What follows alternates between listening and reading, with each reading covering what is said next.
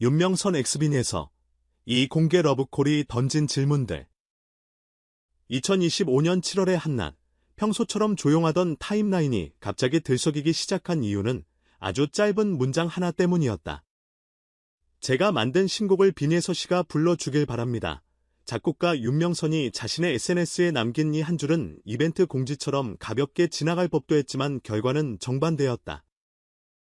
팬 커뮤니티는 즉시 번졌고 음악계 단톡방은 핫하게 달아올랐으며 방송가와 기획사는 빠르게 계산기를 두드렸다. 한 명의 작곡가가, 그것도 다수의 히트 넘버로 검증된 프로듀서가 특정 가수를 콕 집어 새 노래의 주인으로 지목하는 방식은 업계 문법을 거스르는 공개 러브콜에 가깝다. 대상이 트로트의 미래라 불리는 빈예서였기에 파장은 더 커졌다. 누구도 예상하지 못했던 타이밍, 누구도 개입하지 못한 채 던져진 직구, 그 한 문장이 시장의 공기를 완전히 바꿔놓았다. 반응은 순식간이었다. 정말 빈예서를 위한 곡이 따로 준비돼 있나? 진심의 러브콜인가? 계산된 시그널인가? 이미 물밑에서 계약이 진행되는 건 아닐까? 해석은 갈렸지만 관심은 하나로 모였다. 윤명선 곱하기 빈예서. 두 이름의 결합 가능성만으로도 댓글창은 폭발했고 각종 커뮤니티에서는 예상 키, 톤, 편곡 방향, 심지어 발매 구조까지 나름의 가상 프리 프로덕션이 돌기 시작했다. 중요한 건 아직 아무도 공식 합류를 말하지 않았다는 점이다. 빈예서 측의 확정 코멘트도 윤명선 측의 계약 공지 또한 없었다. 그럼에도 이 한 줄은 여러 겹의 질문을 업계에 남겼다. 왜 지금이고, 왜 빈예서인가? 그리고 이 방식은 무엇을 바꾸려 하는가? 먼저 윤명선을 다시 본다. 그를 히트곡 제조기로만 부르는 건 반쪽 설명이다. 그는 트로트라는 큰 숲에서 새로운 목소리를 찾아내고 그 목소리에 맞춰 곡의 체형을 재조정해온 장기적 프로듀서다.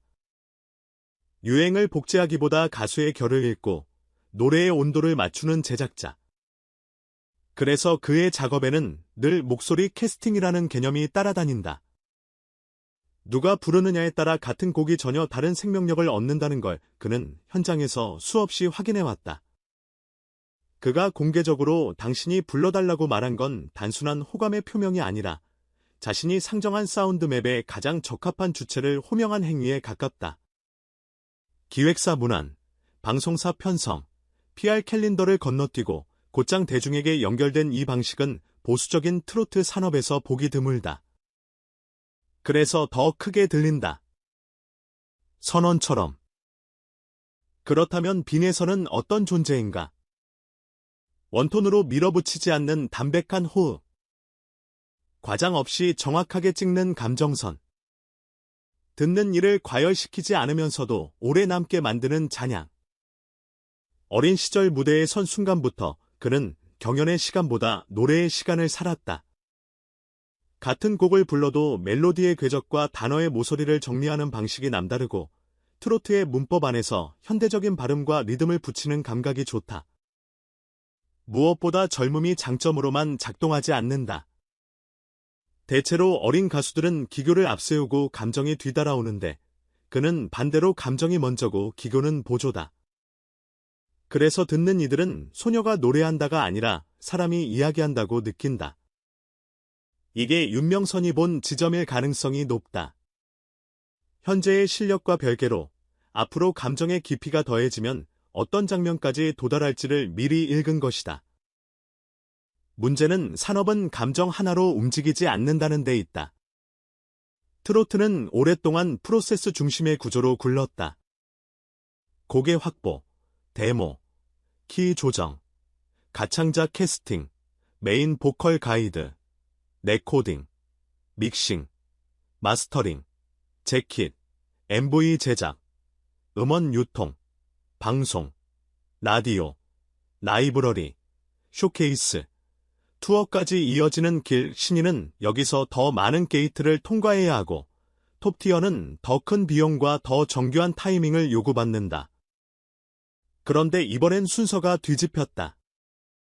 작곡가가 먼저 대중에게 나는 이 목소리를 원한다고 선언했고 그 장면을 본 팬과 업계가 동시에 반응했다. 엔달의 테이블이 공개 광장으로 옮겨진 셈이다. 누군가는 이걸 마케팅이라 부르고 다른 누군가는 투명성이라 부른다. 두 평가 모두 틀리지 않는다. 중요한 건 결과다. 이 공개 호명이 곡의 품질과 시장의 신뢰로 귀결되느냐, 아니면 잡음을 남기느냐. 이 시점에서 방송가의 셈법을 보자. 빈에서는 이미 다수의 오디션 음악 프로그램을 통해 대중적 검증을 받아온 이름이다. 여기에 윤명성과의 조합이 성사된다면 음악 예능의 파일럿, 스페셜 방송, 다큐 포맷 등에서 충분히 스토리의 축이 된다. 신곡 공개를 단발 이벤트로 끝낼지, 롱런 콘텐츠로 확장할지에 따라 편성 포지션이 달라지고 PPL, 브랜디드 콘텐츠, 해외 오디션 클립 유통까지 계산이 붙는다. 방송의 언어는 결국 장면과 데이터다. 두 사람이 함께 만든 신곡이 처음 울려 퍼지는 순간이라는 장면은 강력하다. 반대로 공개 러브콜이 실제 제작으로 이어지지 않는다면 방송은 곧장 다른 변수, 피처링, 리메이크, 콜드 오픈 라이브로 대체 서사를 만들 것이다. 요컨대 TV는 빈칸을 두지 않는다. 기획사 입장에서는 브랜드 전쟁의 신호탄일 수도 있다. 윤명선의 이름값은 음악 그 자체를 넘어 마케팅 자산이다. 이 이름과 결합하면 곡 공개 전부터 관심과 신뢰가 선반에 올려진다. 그렇다고 모든 것이 장밋빛인 건 아니다. 누군가와 결합한다는 건 동시에 누군가와 거리를 두는 일이기도 하다. 트로트 씬에는 보이지 않는 라인이 있다. 누구의 캠프와 가까운지, 어느 방송사와 호흡이 맞는지, 어떤 프로듀서 그룹과 협력해왔는지에 따라 기회가 달라지기도 한다. 빈에서가 어떤 선택을 하든 그 선택은 향후 몇 년의 협업 주형을 가볍지 않게 흔들 가능성이 있다. 그래서 신중해야 한다. 곡 하나가 아니라 커리어의 톤을 정하는 결정이 될 수 있으니까. 팬덤의 움직임은 빠르고 똑똑하다. 드디어 빈에서에게 맞는 맞춤곡이 오나. 윤명선이라면 믿고 듣는다는 응원과 함께 왜 굳이 공개적으로 선택지를 강요하는 프레임이 되는 건 아닌가 라는 의문도 공존한다. 공개 러브콜은 환호와 압박을 동시에 동반한다. 수락하면 당연한 결과가 되고 거절하면 기회를 놓쳤다는 낙인이 붙는다. 선의를 가르는 기준은 결국 절차와 설명이다. 무엇이 준비되어 있고 무엇이 아직 논의 중인지, 누가 어떤 권리와 책임을 갖는지. 당사자들이 이 정보를 과도하게 공개할 필요는 없지만 핵심 단계에서 최소한의 투명성을 제공하면 불필요한 오해는 줄어든다. 팬덤은 감정으로 움직이지만 성숙한 팬덤은 정보에도 반응한다. 이 사건이 흥미로운 건 트로트 산업의 오래된 과제가 한 화면에 겹쳐 보이기 때문이다. 첫째, 캐스팅의 공개성. 엔달이 더 이상 밀실의 예술이 아니라는 점을 이번 호명이 드러냈다. 둘째, 저작권과 리스펙트의 균형. 창작자와 가창자, 프로듀서와 팬덤이 서로의 영토를 침범하지 않으면서도 시너지를 내는 방법을 찾아야 한다. 셋째, 신인 톱 티어 간의 브리지. 젊은 보컬의 잠재력을 톱 프로듀서가 끌어올리는 모델을 제도화할 수 있는가? 넷째, 플랫폼 시대의 론칭 전략.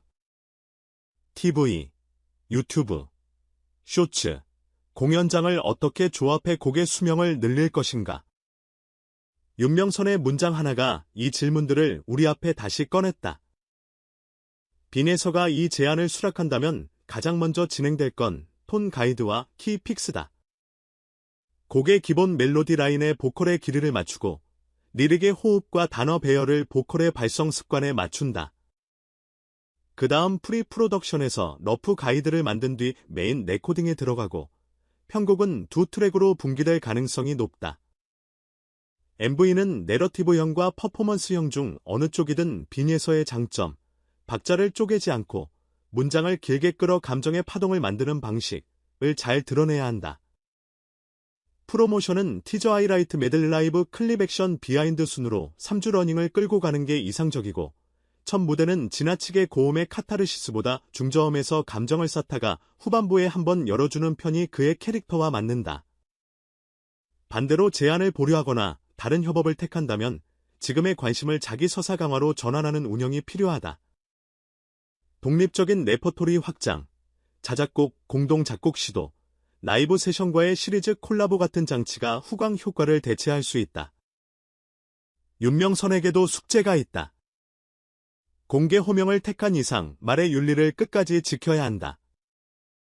내가 믿는 목소리를 기다린다는 메시지와 내가 선택했으니 와야 한다는 메시지는 다르다. 전자는 자유와 존중을 남기고 후자는 압박과 오해를 낳는다. 또한 제작자는 권리와 책임을 동시에 진다.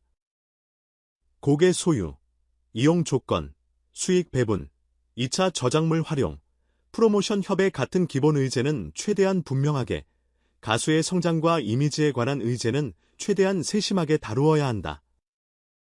무엇보다 실패에 관대한 구조를 만들어야 한다. 첫 시도가 대박이 아니어도 조합의 가능성을 평가할 수 있는 데이터를 얻고 다음을 도모할 수 있도록. 이 과정에서 방송과 미디어는 속도보다 맥락을 택하는 게 현명하다. 당장 헤드라인을 뽑으려면 과장된 언사가 필요하고, 과장된 언사는 당사자들의 움직임을 위축시킨다. 지금 필요한 건 성사냐 불발이냐의 이분법이 아니다. 어떤 방향으로, 어떤 속도로, 어떤 장면을 통해 만나려 하는지다. 시청자와 청중은 생각보다 섬세하다. 예고편의 한 문장, 인터뷰의 호흡, 현장 스태프의 표정, 라이브 클립의 믹스에서 제작 의도를 읽어낸다. 그러니 다음 장면은 말이 아니라 화면으로, 구호가 아니라 음악으로 설명하는 것이 가장 빠른 길이다. 한편 다른 아티스트 팬덤이 느끼는 미묘한 박탈감도 이해된다. 왜 하필 지금, 왜 하필 그 이름, 선택은 언제나 비선택을 낳는다. 그러나 이 문제는 제로섬이 아니다. 특정 조합의 성사가 다른 조합의 부정을 의미하진 않는다. 오히려 성공적인 케이스가 나오면 트로트 씬 전체에서 작곡가 보컬리스트 매칭에 새로운 룰이 생기고 더 많은 교차가 촉진될 수 있다. 경쟁은 구조를 경직시키지만 레퍼런스는 구조를 유연하게 만든다. 우리가 바라야 할 건 누군가의 배제보다 누군가의 좋은 선례다.